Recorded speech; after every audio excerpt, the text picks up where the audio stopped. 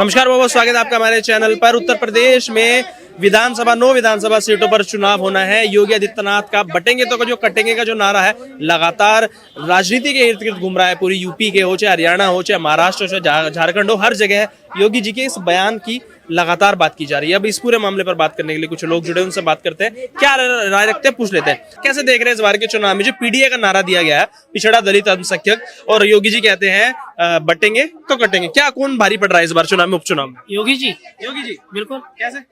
क्यों? योगी जी जो कट्टर हिंदुत्ववादी की छवि रखते हैं वो ज्यादा और सबको साथ लेके चलते हैं, वही ज्यादा पॉपुलर है और उन्हीं को जनता ज्यादा सपोर्ट करती है। अखिलेश जी के पिताजी मुलायम सिंह जी, जिनको मुल्ला मुलायम भी कहा जाता है, वही गर्व के साथ छाती ठोककर मंच से कहते थे मैं ही हूँ जिन्होंने हिंदुओं पे गोलियां चलाई थी। और धिक्कार है ऐसी जनता पर जो हिंदुओं को गाली दे रहा है, हिंदुओं पे गोली चलवा रहा है, उनको वोट दे रही है। ऐसे चाहे लोकतंत्र है, कह रहे हैं हमारे जिसका मन होगा उसको वोट देंगे। जनता को लग रहा होगा अखिलेश यादव अच्छा काम कर रहा है। अगर कोई मुझे गाली देगा फिर भी मैं उसी को गाली दूंगा, कि उसी को गले लगाऊंगा या उसको गाली दूंगा या उसको मारूंगा।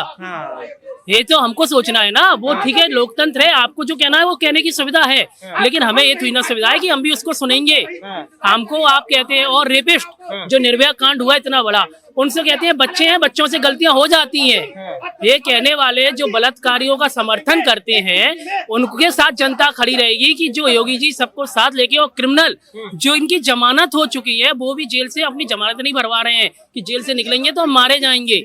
ये अपराधियों में खौफ है, तो वो ज्यादा अच्छा है कि जो अपराधियों को कहे कि नहीं बच्चे हैं, गलती हो जाती है, वो ज्यादा अच्छे हैं। अपराधियों में जो खौफ दिख रहा है वो कह रहे हैं कि अब एक जाति विशेष के लोगों पर ही कार्रवाई की जा रही है योगी सरकार के द्वारा। यादवों को टारगेट किया जा रहा है, मुसलमानों को टारगेट किया जा रहा है। मंगेश यादव का एनकाउंटर सुना ही होगा आपने। मंगेश यादव का एनकाउंटर हुआ तो छाती पीटी, यूपी पुलिस के खिलाफ उन्होंने आवाज उठा दी। तो कह रहे हैं बांट रहे हैं अब, क्योंकि वोट नहीं मिल रहा तो इस वजह से बदला निकाल रहे हैं, दुश्मनी निभा रहे हैं उनसे। इसका जवाब तो मैं क्या, पूरी जनता देगी। आपके पास खुद रिकॉर्ड है। योगी ने जितने एनकाउंटर किए उसमें सबसे ज्यादा फेमस किसके एनकाउंटर था? वो विकास दुबे था। वो ना यादव था, ना वो मुसलमान था, वो ब्राह्मण था। तब वो तो नहीं देखा कि यादव को टारगेट किया गया। एक पुलिस कस्टडी में जो आदमी हाजिर है, पुलिस कस्टडी में ही उसको पकड़ के ले जा रहे हैं और उसका एनकाउंटर किया गया, तो वो टारगेट नहीं किया गया। वो टारगेट केवल अपराधियों के लिए है, किसी जाति धर्म विशेष के लिए नहीं है। योगी जो कर रहे हैं, चाहे वो, मैं भी ब्राह्मण हूँ लेकिन मैं उसका सपोर्ट करता हूँ कि उन्हें विकास दुबे का एनकाउंटर किया और सही किया, क्योंकि किसी भी अपराधी का कोई जाति नहीं होती है, कोई धर्म नहीं होता है। और ऐसे लोगों का जीना ही बेकार है कि जो अपने अपराधी अपने समाज का है तो उसका सपोर्ट करते हैं। यही करना ही नहीं चाहिए। अगर वो किसी भी धर्म का है, अपराधी की किसी की कोई धर्म कोई जाति नहीं होती है। वही मुसलमान कहते हैं आतंकवादियों के लिए, हम कहते हैं कि आतंकवादी मुसलमानी आतंकवादी क्यों होते हैं, तो फिर वहाँ यही विपक्ष और यही लोग कहने लगते हैं कि साहब नहीं, आतंकवादियों को कोई धर्म नहीं होता है। वहाँ धर्म नहीं होता है, और यहाँ अगर यादव या मुसलमान को कोई एनकाउंटर कर रहा है तो यहाँ धर्म होता है। पॉलिटिकल सपोर्ट के लिए ही लग रहा है कि सारी पार्टियां, जैसे ये M22 समीकरण की बात हो गई, अभी पीडीए की बात करें, पॉलिटिकल फायदे के लिए कि मोदी सरकार को हराना, इसी वजह से सारी चीजें की जा रही है। बिल्कुल पूरी तरह से राजनीतिक है, मुद्दा है ये। और इसके लिए मैं कहेंगे, जैसे कि राहुल गांधी ने यात्रा करी थी, भारत जोड़ो यात्रा, कि सबको जोड़ने की। अरे भाई मेरे, ये बताओ पहले, राहुल गांधी से मैं ये पूछना चाहता हूँ कि देश को तोड़ा किसने? 1947 में देश कितना बड़ा था, आज देश को तोड़ा किसने? और ये मुसलमानों का समर्थन करते हैं। पाकिस्तानों में हिंदुओं पे जो अत्याचार हो रहे हैं उनके लिए कभी किसी विपक्ष ने एक आवाज उठाई? आप मुझे बता दिए किसी भी विपक्ष के नेता ने, किसी भी पार्टी की ने, एक नेता ने कहा हो कि पाकिस्तान में हिंदुओं पे अत्याचार हो रहे हैं, वो गलत हो रहे हैं, बांग्लादेश पे जो हिंदुओं ने अत्याचार हो रहे हैं वो गलत हो रहे हैं? किसी एक सिंगल नेता का नाम मुझे आप बता दीजिए जिसने ये कहा हो। लेकिन मैं आपको ऐसी लिस्टें गिना दूंगा जहां पर जैसे कि खुल के फिलिस्तीनियों के समर्थक लगते हैं संसद में फिलिस्तीनी जय फिलिस्तीन लगाते हैं। ये नेता ने कभी हिंदुओं की आवाज नहीं सुनी, हिंदुओं के लिए कभी आवाज नहीं उठाई। क्या हिंदू प्रताड़ित नहीं है?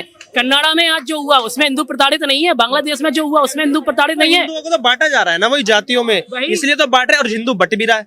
तो क्या किया जाए आगे कि कम से कम आवाज तो उठाई जाए, क्योंकि लोकसभा में जिस तरीके के नतीजे निकल कर आए, 240 पर रुक गए ना मोदी जी को, इतना विकास होने के बाद भी जनता कहते हैं विकास हुआ है, उसके बाद भी 240 पर रुक गए, इस बार क्या करेंगे?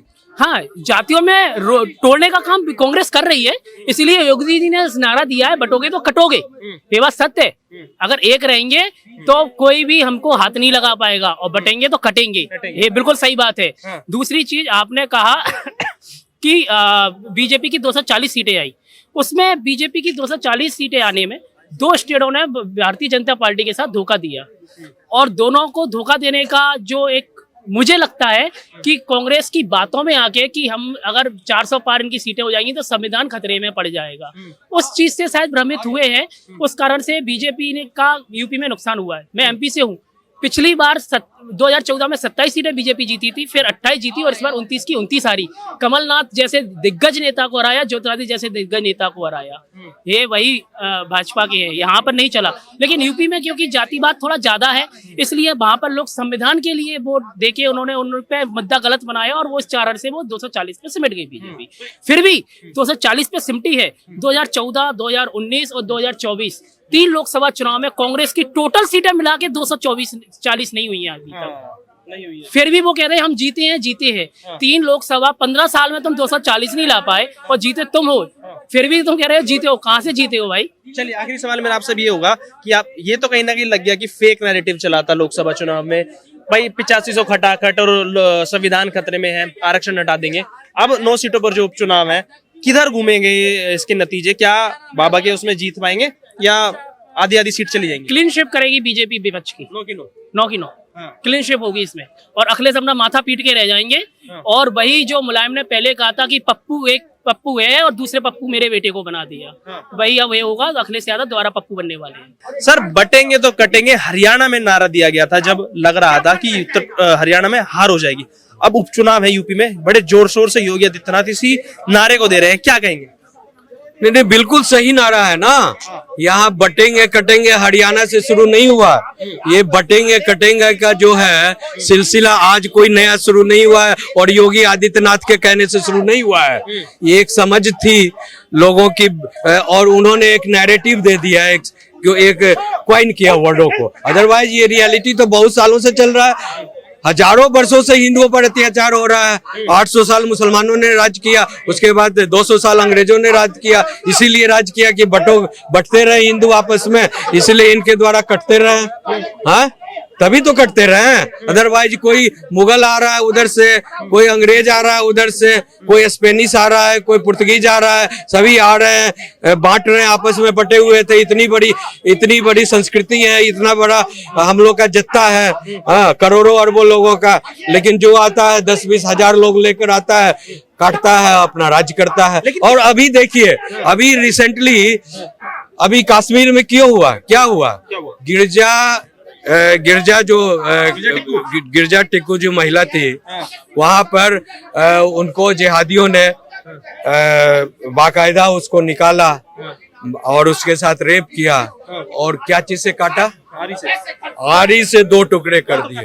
तो ये हुआ कटोगे भी और पिटोगे भी, और तुम्हारी सारी संपत्ति ये माई समीकरण वाले लूट कर ले जाएंगे। कौन है माई समीकरण? वो तो अब नया नारा दे दिया है पीडीए का, पिछड़ा दलित अल्पसंख्यक, तो मैं कह रहा हूं, सबको साथ लेके चलेंगे। देखिए ना, वही तो मैं कह रहा हूँ कि ये जो पहले तो यादवों को इसने उलझाया मुसलमानों का संस्कार देकर, अभी जो है हाल में यहाँ जौनपुर में जो क्या घटना हुई, एक यादव लड़का है, गौरव यादव क्या नाम है, अनुराग यादव, 17 साल का बच्चा है, उसका कोई जमीनी विवाद था दूसरे पड़ोसी यादव से।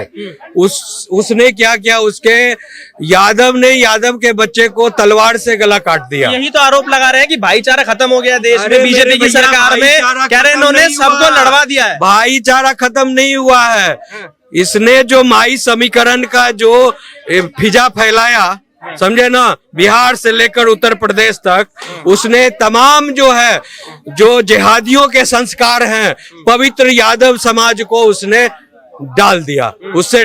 बिकॉज जिहादी समाज हमेशा नारा देता है 6 इंच छोटा कर दो, यानी सर कलम से जुदा कर दो, क्या कहता है वो, सर तन से जुदा कर दो।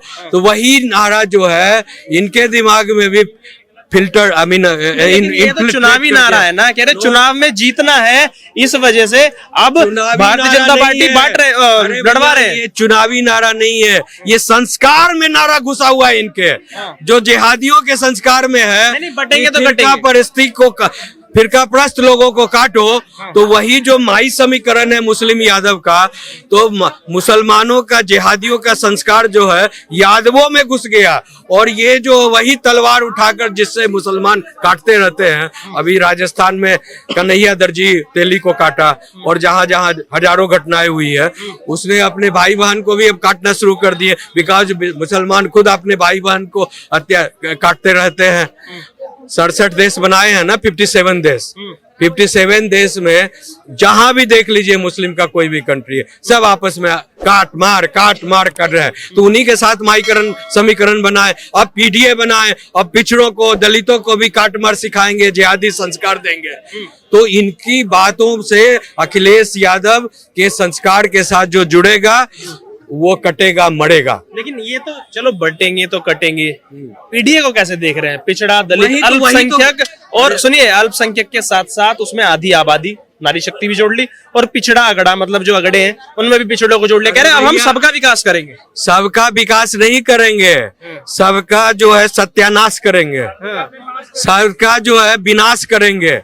और जो पहले तो अभी यादवों का विनाश कर दिए उन्होंने, आपस में गले काट रहे हैं एक दूसरे का। इतना पवित्र कास्ट है यादव, जो है भगवान कृष्ण का वंशज समझा जाता है, इतना पवित्र कास्ट है। उसको भी जिहादियों के साथ जोड़कर माई समीकरण से उन्होंने अब एक दूसरे का गला काट रहे हैं।